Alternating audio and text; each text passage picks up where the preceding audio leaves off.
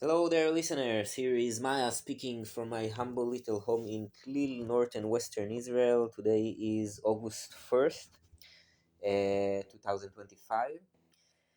Today in the morning, I got a message from one of my European friends um, asking me, it was like a long text WhatsApp message, asking me like, "Hey Maya, how are you doing? And what's going on? We've been seeing lots of terrible horror picture coming from Gaza. It seems that your nation is involved in genocide. Like, how are you doing in all that? And how do you see stuff? And what do you think about all that?"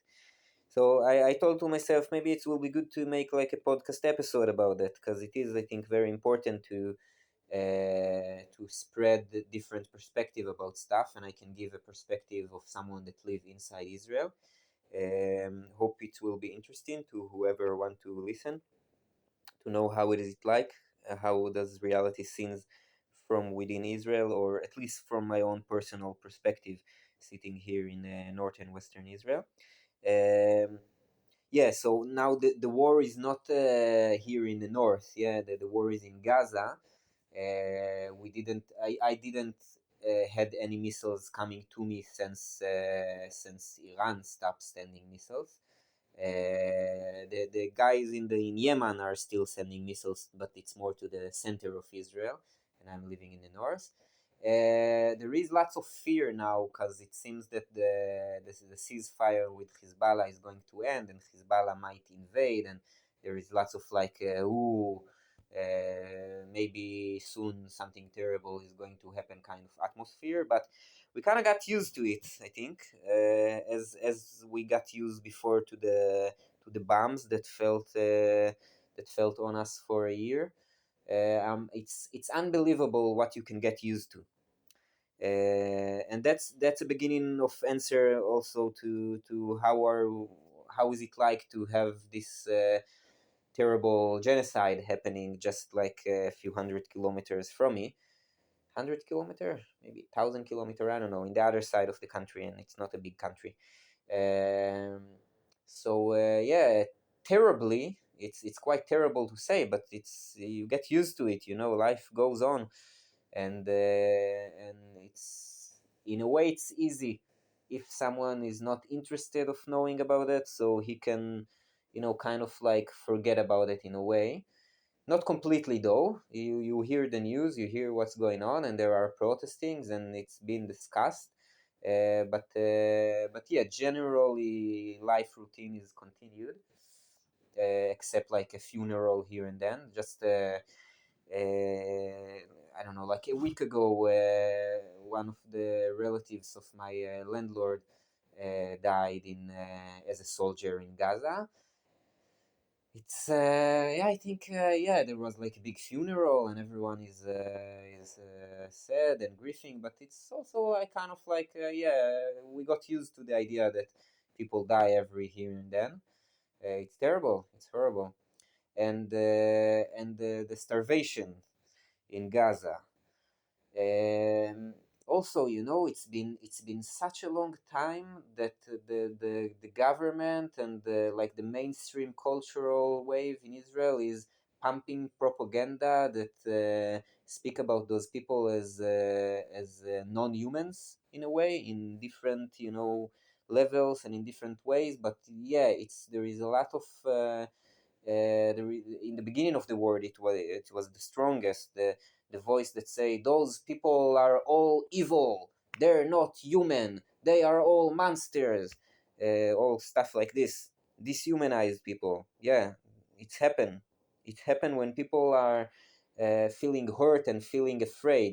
After October 7 there was like a big wave of fear, real fear. October 7 was like 24, 48 hours of a horror movie to a whole state. Obviously people are completely traumatized. The whole place is full with post-traumatic, fresh post-traumatic people, and they have lots of fear, and this fear is being translated into hate, and this hate is being translated into dehumanizing and doing terrible stuff. This is how it works. But I think it is important to remember that it's the origins of it. It's fear. People are even people that already develop like the whole culture of racism and hate. It's still built up, I think, on the element of fear. This is important to remember. Now I have some good news for those people abroad that wonder what is the atmosphere here in Israel. So uh, I'm hearing gunshot probably from the Lebanon border every once in a while. We hear it, but it's far. So anyway, so yeah, good stuff, good stuff. So the voice that is calling to the end of the war, releasing of the hostages, stop starvation in Gaza. This kind of voice is being heard more and more clearly, more and more loudly. It's crawling from the far, far radical center of the uh, radical, uh, not center, crawling from the far, far radical side of the Israeli mindset toward the center, still very far, but stuff that was before, like you in the beginning of the war, you couldn't hear really clear voices calling to the end of the war. You will be attacked either by like bullies or either by police if you say this. And if you're an Arabic person, so you'll be even in a bigger trouble. People can go to jail for criticize the government and the military. If you say that the military is behaving in a non-moralical way, you might get to prison, uh, or at least being arrested about it,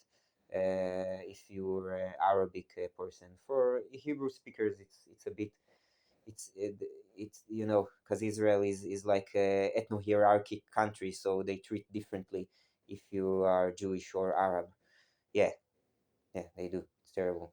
So now it seems that this voice is being heard more and more strong, and I think the fact that there are many voices in Europe speaking about, like, this is have to end. This cannot be done. We will not tolerate this. All kind of voices like this coming from Europe, from the Western world, have a lot of meaning for the Israeli mindset. Even though many people say like, oh, those people speaking bullshit, they are just affected by Hamas propaganda, they are liar, they are anti-Semitic, all kind of stuff like this being said about the voices coming from the Western world, but still it's affecting, and you can see more and more protests for the end of the war, more and more voices that declaring that there is starvation in Gaza and calling for it to be end. A few days ago, I went to one of those protests. It was in Akko, which is a mixed city. Jewish and Arab people live there together.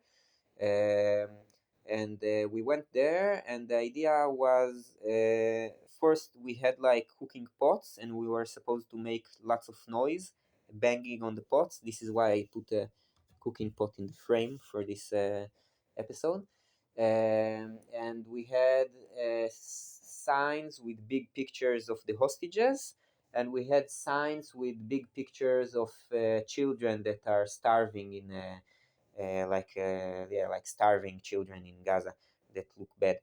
Um, so yeah, it was very exciting and special to have a protest like this in a central city.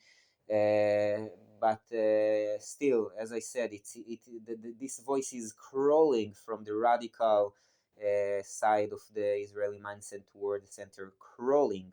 So we were about 10, 15 people in this protest. It was tiny, really. It was like symbolic, but it still have a lot of meaning that it happened. There were more policemen in the protest than protesters. There was so much police there. I don't know if they were there to stop us or there to protect us, because we did got some bad reactions. Yeah, we people shouted at us and cursed at us and shouted "BB BB" and stuff like this. You can very easily be attacked by bullies if you go to protest that put criticism upon the government or the military. But Akko is a mixed city. There is lots of Arab population there, so we got also lots of positive responses. Um, People were thankful for us doing this. I think also Jewish people, not only Arab people. So yeah, it was important in this way. An interesting scenario is that in the beginning of the protest, the police told us that we allowed to make noise with the pots, we allowed to lift up the signs with the picture of the hostages, but we are not allowed to lift up the signs with the picture of the children from Gaza. And yeah, it didn't really surprise me. I heard before about several scenarios where police banned protesters from showing picture of starving kids in Gaza. Yeah, yeah, really. Sounds like North Korea, but no, this is Israel. But we did lift the picture, and the police did not involve. I think the police have a habit to say what people allowed and not allowed to do, and then after that they they kind of like choosing their battles. They won't necessarily react to anything, to everything that they said that is not allowed. So yeah, they told us not to lift up this picture of the children, and we did lift them up and we showed it to the people. It's very strong. It's very strong, just showing this picture. But it's a thing with pictures, and yeah, it is a thing because if you ask like patriotic, pro-war, or yeah, like a patriotic Zionite Israeli right-wing guy that is supporting the continuation of the war, and you show him like a picture of a starving kid from Gaza, he will probably say like, "Ah, this is Photoshop. It's AI. It's fake. It's out of context, maybe." It's like in the New York Times published this picture of a mother holding like a starving kid, and then after that they said like, "Oh no, actually this kid have like background diseases." So you see a picture, you don't really know where it was taken, what is really the background story for the picture, and yeah, you also don't know if it was edited or completely made up by AI. How can you trust picture in this age? So yeah, I saw. Let's, for example, there is this right wing people WhatsApp group in Israel that I follow, and I saw that they showed up two pictures. One of them is this picture from the New York Times with the mother holding the starving slash sick kid, and then under it a picture of the same mother holding a gun, and not the kid, and it was written down, look, try to look for the differences. The picture below is the real one. So yeah, it's all messed up, but it's just showing how easy it is to edit and fake pictures in our days. And so how can you know? And I think people use this fact that you cannot know to justify whatever they believe in. Yeah, because yeah, those people saying, how can you believe the picture of the starving kids in Gaza? It can be all AI. But then you can say, how can you believe the pictures from October 7? It's a problem. It's a problem to say that because you doubting the. But it is a problem in our days. How can you know what to believe to and what not? So everyone can write everything. Everyone can fake every picture. It's a whole big mess of information. Um, I tend to believe both October 7 I believe, okay, because not for pictures, not for story. I met enough people that personally been there or know someone personally that been there, and I'm completely sure that the horrors from October 7 are completely real, because I personally talk with the people that been there, or talked with the people that been there. And about the starvation in Gaza, I tend to believe it's quite severe. I tend to believe this is quite a horrible situation. because you hear many people speaking about it. You see lots of pictures. You hear the president of the US speaking about it. You hear the prime minister of Israel even admit that there is starvation in Gaza, and they have to be fed. The government in Israel already like understand it. Again, international pressure have lots of meaning, both in the civilian field and both in the politicians field. Yeah, the government of Israel is very, very affected by international pressure. At least strong pressure has been going on now, and I really encourage international community to pressure Israel strongly to end this war. I think it's the only thing that can work really.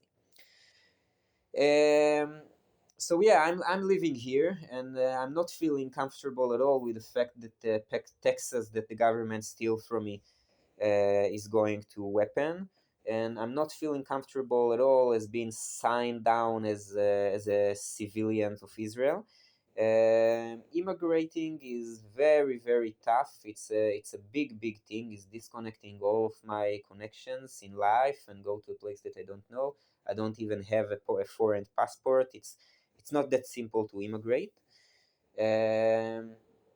But except that, I think there is a meaning for me staying here as a pro-peace person, staying here and talking, putting up my voice in English and in Hebrew from the place that I am showing my perspective, and go to protest, and just speak up this voice that say no more war, stop it, it's not helping us, it's not serving us in any way. Look, I made a whole podcast about it, and I am talking with people. When I meet them, I talk with everyone that put up subjects that about the war. I'm talking with them, and I speaking up my opinion very clearly and very directly. It's getting tough when you meet soldiers. For example, there is this one guy here in my village that is it's like a neighbor, and he's like we share some social circles, like we have many mutual friends. And I told him, there was this discussion in the community WhatsApp group about Gaza, and some people say, yeah, there is starvation in Gaza, and some people say, we think there is no starvation in Gaza. Um, and I said that the situation in Gaza is like in Auschwitz, and I say it as my ancestors came from Auschwitz. And then this soldier guy, sent me a message that said that, oh, I'm very wrong and I don't know what I'm speaking about. And anyway, I told him, please don't talk to me, please don't communicate with me. And I prevent this person from entering my yard. I'm not the soldiers, people that are participating in the war or helping the war, are not welcome in my home. I don't want to talk with them. I won't be their friend. I thought about it when the war in Ukraine started. I thought, when a Russian soldier come back home, does he like sit with his friend and they drink beer or vodka or something and say like, hey, Alex, how was it going on in Ukraine? Did you had any fun? Come on, let's drink beer together. This is terrible, right? Thinking that someone can go and make genocide and then come back home and his mother giving him a hug and his wife give him a kiss and his friend are coming to see how it is, and everyone giving him lots of love and support. No, I think it's wrong. I think when someone is participating this kind of terrible stuff, it needs to be clear from his own surroundings that this is unacceptable. It needs to be his close surroundings, because this is the strongest message. You can read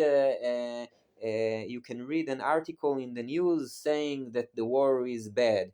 You can hear it in podcast. You can, I don't know, talk with someone in the bus about it. But if you hear it from your own family, from your own friends, as a soldier, hearing from your own family and friends that what you're doing is terrible and unacceptable, yeah, and to hear from your own family and friends that they are disgusted by the stuff that you do, that they are terrored and shocked and grieving by this terrible thing that you're doing there in the military, then it's have the biggest effect, I believe, if someone hear it from his own personal surroundings. It's so strong that people are refusing to do it. When I told people that I will not talk and not drink tea and not be a friend with this guy because he's serving the military, they blamed me for being non-moralic, like to be. They said, "Oh, this is very cruel. How can you bend him from your home? How can you say, I will not talk with you? This is such a cruel behavior." This is what I got as a reflection from my surroundings. They say, like, how can you do it, and they kind of like justify him. They say, like, he doesn't mean anything wrong. He doesn't want to kill children. He doesn't have the will of starving and destroying this population of Gaza. He only want the safety of his people. He want to support his friends. He want to he have to do it. He doesn't have another choice, or he doesn't know any other choice. There is many things that people say to justify the idea of going to the military and participate the war. There is many justification for that. And when you pull up the idea to say to someone, no, I will not be your friend if you're doing this, then they start pulling out all those justifications. Um, it's very sad, I think, because it's missing the best tool. I think this is the strongest tool to stop the war, is speaking with your relative soldiers and telling them what you think about it. So this is what I do. It's not simple at all. What else can I say? Situation in Israel is terrible. There is every once in a while they're speaking about the mental crisis, the mental illness crisis in Israel since October 7th. The mental health system in Israel are collapsing. They already collapsed long time ago. They were bad in the first place, but they continue collapsing as it goes on.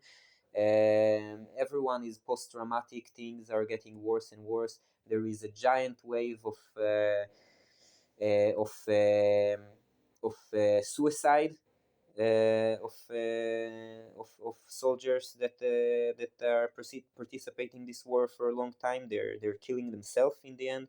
This is all being very hidden. The IDF, the government, even the media, they try to hide it. They don't speak a lot about it. The wave of suicide in the military. Um, a more positive wave is a wave of soldiers that are refusing to participate in the war. It's also something that happened, and it's also something like those protests that I was speaking about. That is usually it's belong to like the far radical side of the Israeli mindset. Refusing to serve in the military or refusing command as a soldier is illegal. You go to prison, to military prison for that, and still more and more people are doing it now. I'm saying more and more, but I'm speaking about, I don't know, several. It's not like hundreds. It's, I don't know, a few. But it's the beginning of a wave, and I really hope and pray that this wave will grow, and that soldiers will be encouraged by their family and friends to refuse command and refuse to participate the war, and then that's my hope, that they will just refuse to do it, and that humanity will win this terrible structure of power hierarchy that is dragging us into this terrible war. Uh, yeah, please, international pressure. Soldiers refuse to participate the war. People of peace, speak up your mind, your heart loudly, clearly, and hopefully we can grow out of it. What can I say? Thank you, listeners, for listening. Bless us all.